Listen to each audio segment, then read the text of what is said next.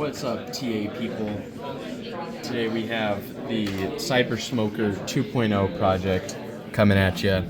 We had a really ambitious proposal. We got most of that done.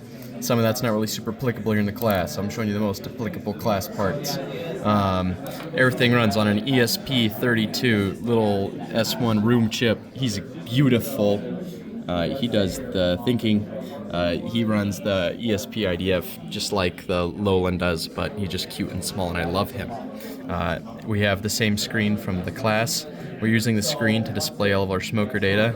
We have the set temperature, and then we also have the smoker temperature and the meat temperature, which we are reading off of these thermometers. They are thermistors, meaning they change the resistance as heat changes, and we can measure that using an ADC on our ESP guy. Very cool. We also here have the rotary decoder. This allows us to change the set temperature. Right now it's at 200. It increments by 5 as we spin it.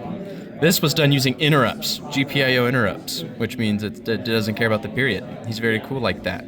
When we push him, we can also lock it. That way pesky children can't come by and change my set temperature. But then when we push it, it unlocks, and we can change it. Very cool. Yeah, lots of breadboarding, all around very cool. These are the thermometers connect via aux cables, just to show you. If we disconnect the thermometer, the temperature changes. Yeah, all of it needs to be tuned for sure to be precise and accurate, but the embedded system, the actual logic of putting all the hardware together works great. CYBERSMOKER, buy one. Woohoo!